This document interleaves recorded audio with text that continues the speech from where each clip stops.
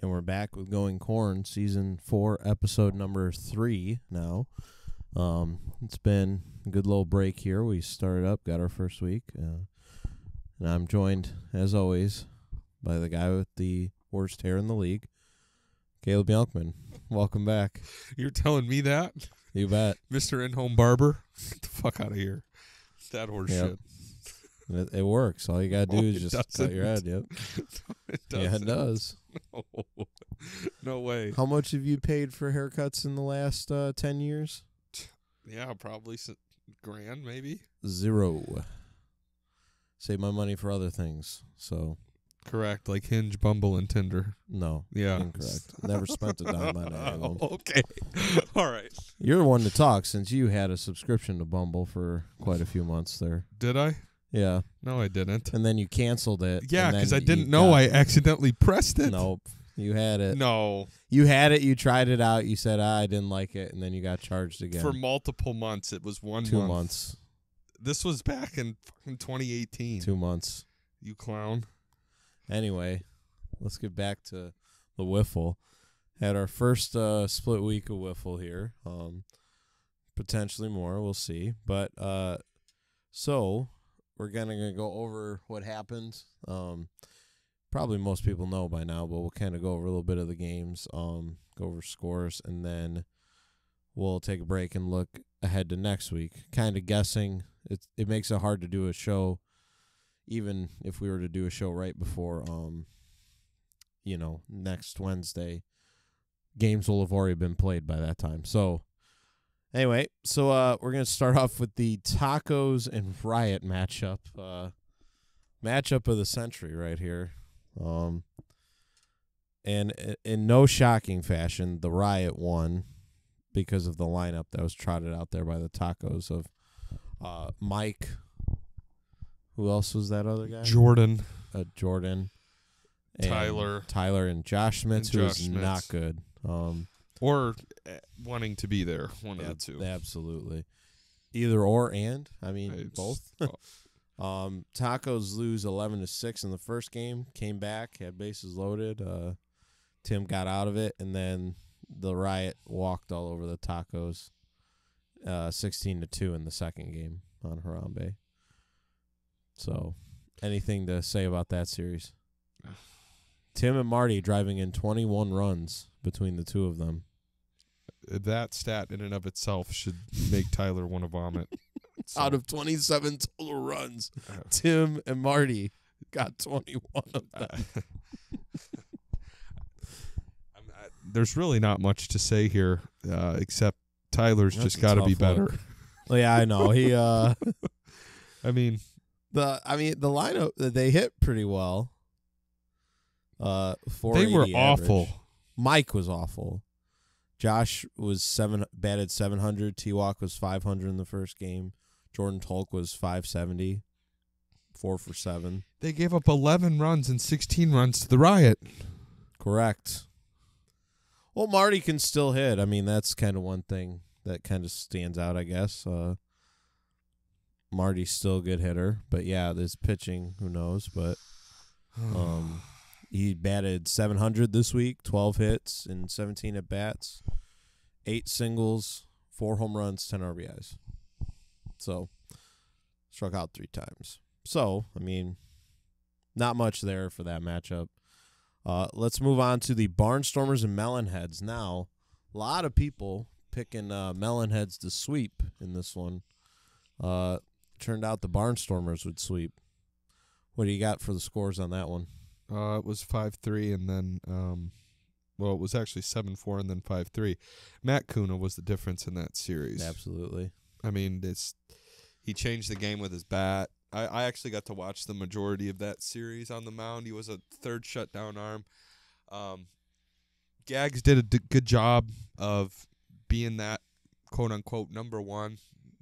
Threw strikes, got hits when they needed him, but Justin didn't play that well. No. And Matt really picked up the slack. In a lot of ways, he was the number one, and Gags was the solid two. So, I mean, it wasn't the best. And the Melonheads, Garrett was very wild, which didn't help. and he didn't swing the bat really either. Matt picked them up with the bat, which is what they needed. But Jeff is never going to be a power guy. He's never going to drive in. No, he'll get you some base hits, and you need to drive him in, though. Right. He'll get you doubles. He'll get you that, but... Yeah. So without Garrett providing another home run bat in that lineup, it was going to make things tough. Yeah. Credit to Tuck. I mean, he got Kuna there when he needed him, and that was a big boost because I think the Melonheads are still a top 5 team. And with all this going on, he might be, there a lot more. So right. Matt did not do particularly well either. He was only 1 for 6 in the first game, and then he was. Let me see his stats for game 2. He was only 2 for 5 in the next game. So they need that bat to come around too.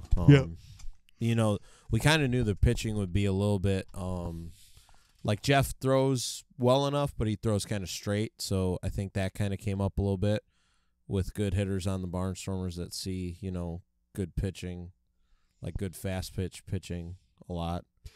Yeah, but there were a lot of slow pitch counts in that game. Yeah, exactly. So, I mean, that was more of the the Barnstormers threw less of them. So, and it's an easy stat. Usually the team that throws less of those usually wins. So, yeah. So, in the not the last series. Well, the third series on Monday. Yeah, third series because there's 4, right? Or no, 3. No, 3 and 3. Oh, I was looking. Oh, that's why I got confused. All right, so then the last series was the Porter County Porkers and the Marvelous Maniacs on Wrigley. They split the series. Porkers took it 4-3 and then 6-0 to the Maniacs in game 2. A comeback against Brett.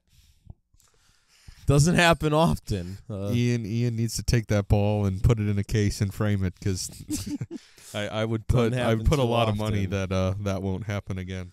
Yeah. Brett's been walked off only a few times in Leroy, I think. Maybe 2 or 3. Jack did when we were on the Dutch Ovens. On the Ovens. That was an epic game. I think that was like an 8-inning game. Was that when you played the Otters or? So that's when we beat the Bombers. So with Eric and Brett. So the Otters. Should we get into an Otters discussion? Anyway, not too bad in the first game. Second game, they kind of the bats didn't come around. Yeah, pitching stayed well for the Maniacs, but see how much Brett's able to show up for him. I mean, that's obviously that was a big addition. Without him, that lineup looks okay, but not as obviously. They have Tyler and Kevin too, right? And then who's their fourth? Tyler did pretty well. Tyler, Kevin, and Cam. Oh, Varlan. Okay. So, yeah, they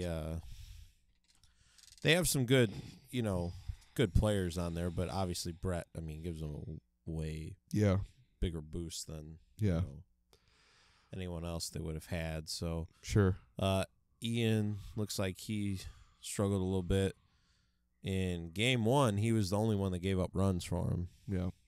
So Ian's got to be better if he's going to be their number one. I mean, Owen is supposed to be as good as they get.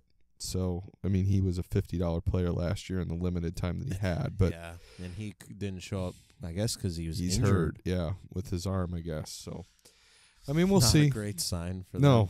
No. So, this Cole Deerdoff is going to potentially have to play a little bit bigger of a role for Ian. He looked okay, honestly. He throws pretty well. He's another baseball guy for Couts. I saw him hit a little bit. He can hit the fast pitch stuff, and he's got a good bat, so he hits it pretty well. Yep. So not bad showing for a rookie, Sure. So let's move on to the Wednesday games. We'll start with your series there, Caleb. You want to go over the scores for that one? Yeah, it was 5-0 and 5-1. Yeah. On Fenway with the wind blowing in. Whistling in. There's really not much to get into.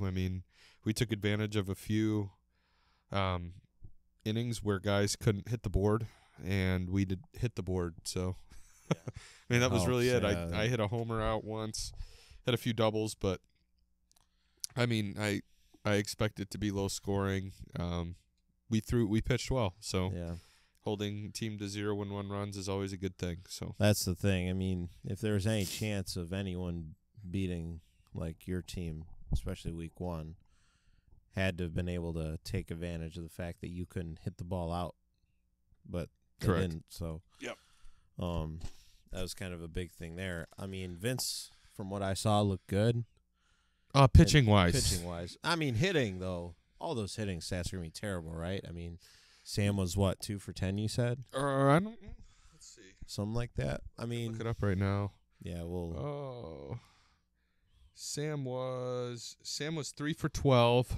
Carter was 3 for 11, so 215, 273. I was 7 for 11, so 636.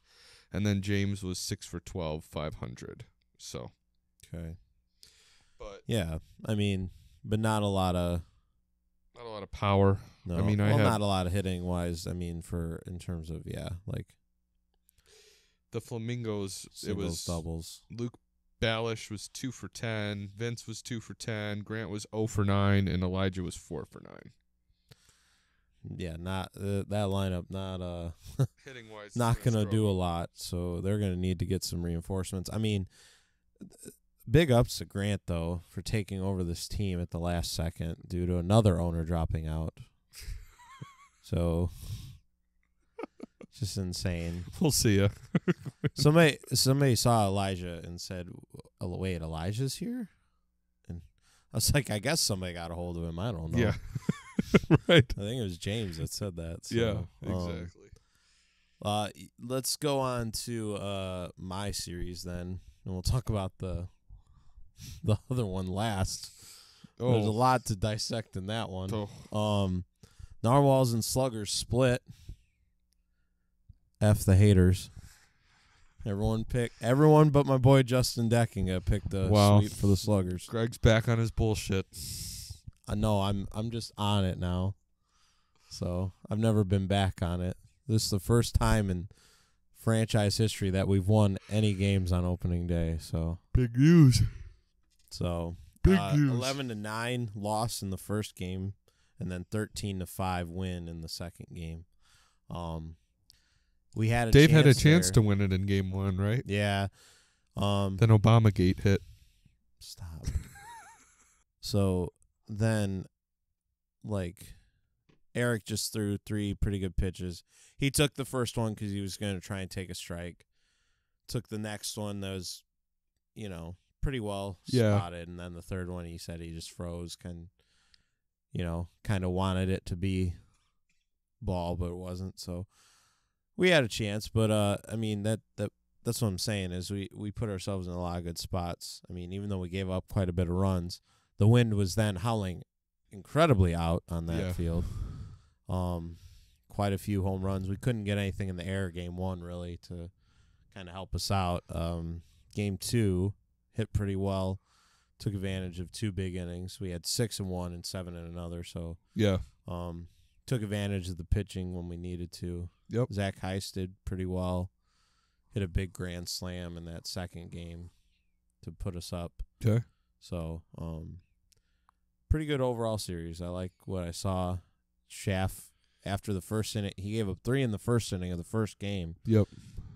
After that, he was good. He struck out. He's the leader right now in strikeouts at 9. He looks really good. And then Dave right behind him with 8 strikeouts. So, Sure. Yeah, pretty good showing from the guys. And Zach Heist stepping in again, former and current Narwhal. The only Narwhal to make it all the way through last year. Be noble.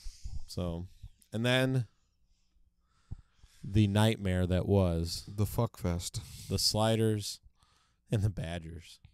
Yikes. So now I talked about it in our rankings and stuff. The Sliders brought their full team there, except they added a couple at the last second again. That needs to be multiple dollars, by the way. I don't know why. I don't know what is this that we're not talking about the Sliders giving us this salary here. Tim's not mentioned the penalties for them. With? Them changing the lineup twice after it was due. Oh, yeah. Because they took the one guy out, and then they replaced him with Peter Clark, and then they took Peter Clark out for Turpin. Right. So, Well, It wasn't gonna matter. No, it was. They shouldn't have showed up. The Badgers. Whoever. It was like they were at the driving range. 23-12. We're not talking about runs scored. We're talking about home runs now. 24 total home runs in 2 games from their entire team. 24 home runs. Needless to say, I think 3 Badgers are at the top of the leaderboards here for home run. Correct.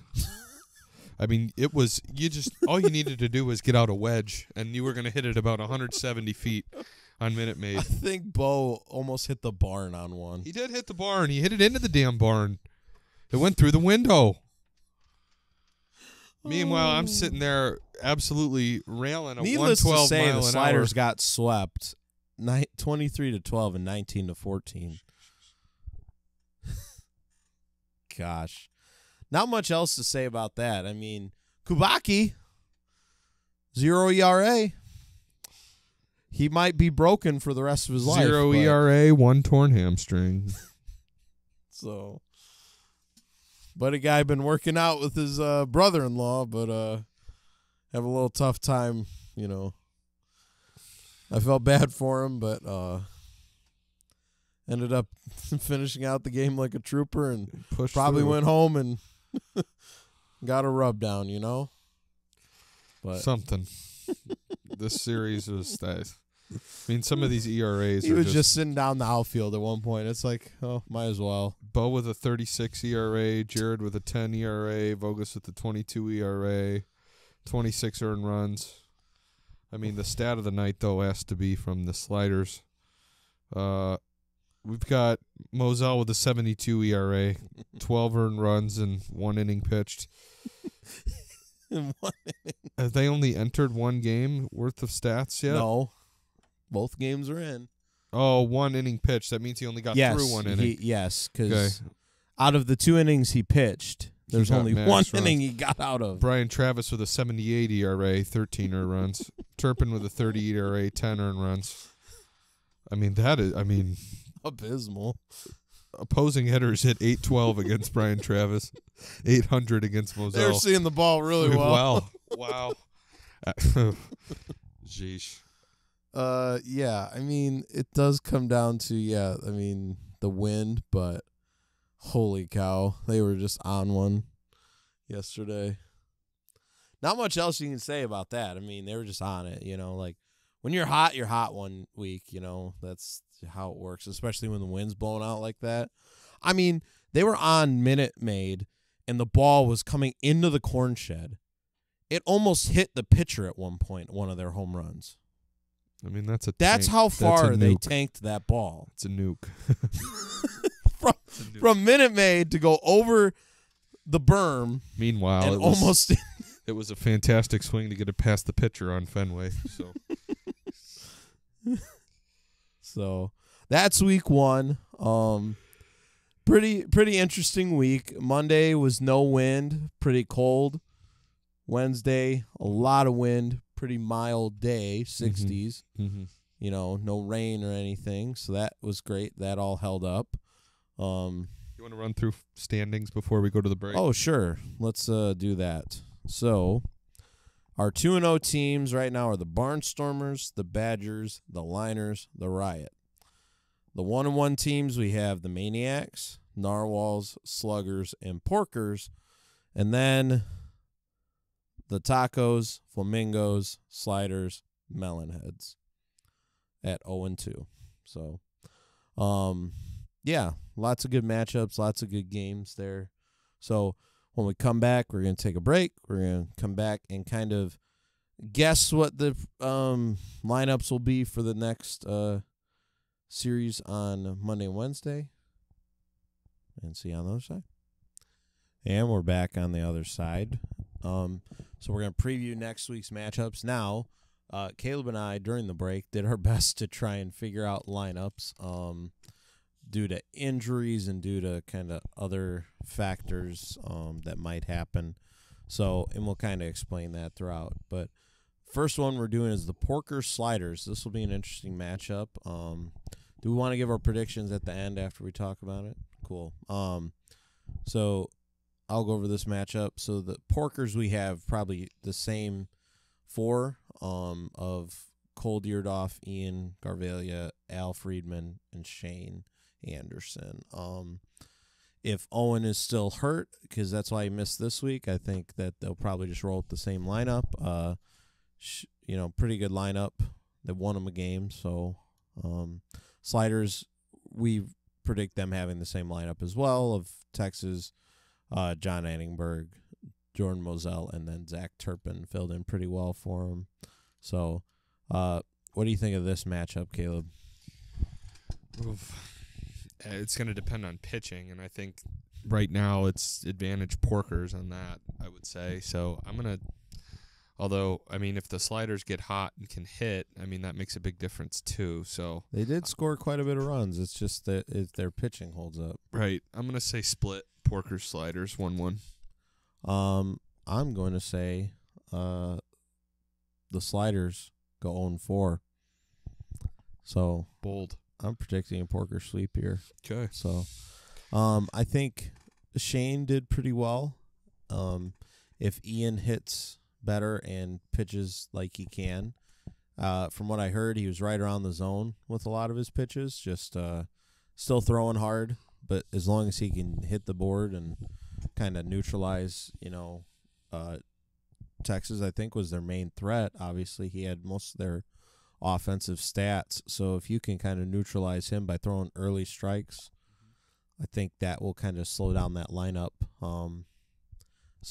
It will come down just that pitching, who can hit the board and who can get those early strikes. So why don't you go over the next matchup for us? Sure. We got the Melonheads going with Garrett, Matt, Jeff, and John, and then the Narwhals rolling out a lineup of Greg, Dave, Kyle, and Mills. This is a tough one. In a lot of these matchups, it depends on what's going to be happening with the wind, because I would probably take different results if it was, one way or another. But I guess we'll assume that we're playing in fair weather wind. I'm not going to assume one way or another. And if that's the case, this is also a really good matchup. I'm going to say a split too here. When you have, Garrett pitching 2 innings, that might make it a little tougher on the Narwhals, but once you get past Garrett, can Jeff, Matt, or John be a reliable number 2 and throw 2 innings and be able to have those shutout numbers versus a Dave or a Kyle? I don't know. So I'm going to say a split in this matchup. Yeah, I'm going to go safe here and say split as well.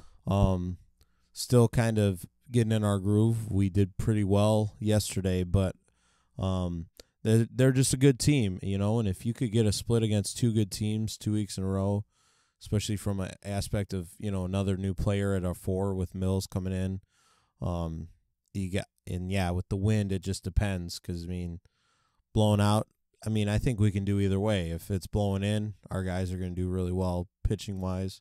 Just got to string some hits together, which I think this year more than the last couple I've had. I think they can do that. Like Kyle and, Dave especially can get some base hits, and even I did that well yesterday. So I think that will be helpful too. If I can get it on against some of these guys and let the big guys drive me in. So I'm going to be conservative, safe split, but in the back of my mind I want to sweep. So next, we got the Batters in lineup, probably the matchup of the week, I'd say. The brothers matchup. So this will be probably as heated or more heated than the matchup yesterday with the Sluggers and Narwhals. So we'll see. Jared, we're going to say Jared, Bo, Ryan, and due to injury, we don't think Kubaki will be there next week. Kubaki will not be there next week. He could help them, though, by recruiting Sammy Kruchek to come out. That's kind of who I think they'll get to come out. If not, they do still have Jake Van Vuren that can probably fill in for him. So just don't know his availability. So I'm going to say Sammy's there because that's just kind of what I see. And then Caleb's rolling out with himself, Sam, Jason, and Rob this week. So bring a little more firepower there. James not coming this week, but still solid lineup. So it's hard to tell with the way the Badgers hit last week. Those top 3 still there. It comes down to whoever comes, are they going to pitch well enough? And also, can those guys, because those top 3 guys also gave up a lot of runs. Kubaki was the only one that didn't give up runs. So I'm going to say split. I think you have enough, and I'm going to say that you probably don't get wind blowing in 2 weeks in a row. I would love if that happened, but I just don't foresee that happening to Caleb because he gets the best luck ever in the world, so screw him. I'm going to say, I hate saying this, but I'm going to say split. There's just a lot of good matchups right now. Yeah, I think so too. I think game 1, when I pitch 2 innings, we've got enough there to win, and then game 2 we'll see where it shakes out. Hold it down. Yeah, so this will be a good test for Sam. He's finally got he's got people around him, and it's not that he hasn't had it before, but Rob knows how he liked to play. Jason knows how he liked to play. So I think the Badgers will have a better matchup with us in game 2. I think we'll have a better matchup in game 1. So we'll end up seeing it's hitting, but it's also who's going to hit the board the most. So, I mean, at the end of the day, that's what's won the past 3 years. So yeah. So go ahead with our next matchup. These are the Wednesday matchups now. Yep. Those were all the Monday matchups. Flamingos Riot. Flamingos will probably go with Vince, Grant, Elijah, and Luke B. And then the Riot will probably roll out Tim, Marty, Matt, and Tapper. The Riot had Rob last week because, they needed him, and I had him available. But Tapper will probably have to come for the Riot. I mean... Yikes.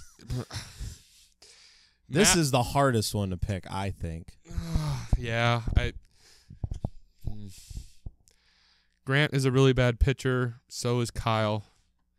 I think Vince is the best player on the field. Absolutely. But Marty's the best hitter on the field. True. I'm going to say a split here. I think if Grant isn't awful, they'll be fine. Elijah threw a ton of strikes when he played us. Yeah, so he's known to do that. So he gets in trouble when he doesn't. This is tough. And I hate saying this, but I don't want to keep going with splits. Okay. So I'm going to say the Riot are going to start 4-0. As much as I really do hate that. Those words coming out of my mouth just taste like salt water. Yeah. Oh, it's terrible. But I don't know. I think they have enough there. This Matt guy looked decent. If Tim can hit well again and take advantage of Grant and how was this Luke Ballish guy? Was he? He's actually decent too. So I mean, okay. It'll be a competitive series for sure. And yeah, Vince needs to come through if the Flamingos want to win any of those games. I think he needs to hit better than what was he? 2 for 10. So yeah, he needs to hit better. So and he has a slow start usually because that's what happened last year too with me. Yep. So next up is going to be our only guarantee of the week. We'll talk about this with the lineup here. So the Tacos are playing the Barnstormers, 2 GBL guys matching up. T-Walk is going to bring himself, Mike, Jordan Tolk, and Josh Schmitz again. And then the Barnstormers bring Tuck, Gags, Deckinga, and probably Mike Greer. I'm just going to say it. They're not going to waste a game against the Tacos with Matt Kuna. They want to save him for a better series. Correct. So I think we're in agreement here. A sweep for the Barnstormers. Correct. I don't really know what much else there is to say. I mean, unless the Tacos in this series are outmatched on every aspect of the ball game that there could be talked about. We're sorry, T-Walk, but that's just the truth. When you get your guys back, when you get Rat and Jackson, you'll be fine. So, yeah. And then another great matchup to end it off. Why don't you tell us the lineups for this one? Sluggers will probably have to roll with Norm again. So Eric, Norm, Tony, and Alec against the Maniacs, Brett, Kevin, Tyler, and Cam. Brett didn't look as sharp as I thought he would, but neither did Eric or Tony, honestly. Yeah, Tony was not great. Cam didn't look great either. So Nothing really stands out to me to like favor one or the other. If the wind's blowing out, I think this heavily favors the sluggers. But if it's blowing in, I think it heavily favors the Maniacs. So Right. I'm going to just say split and be safe on this one specifically. Okay.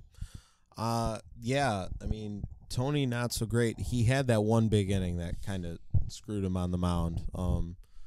Giving up 7 runs is not good, and I think we scored another like 3 against him earlier. So not great, but again, yeah, the wind kind of played a factor.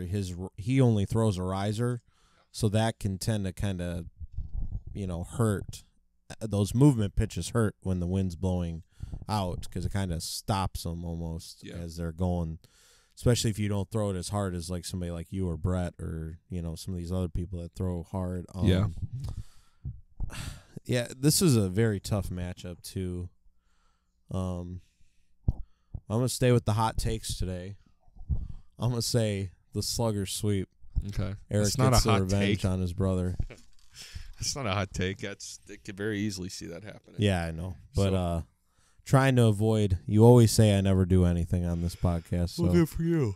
So I'm picking a couple sweeps out of here that probably wouldn't. I'd be normally just saying safe on it.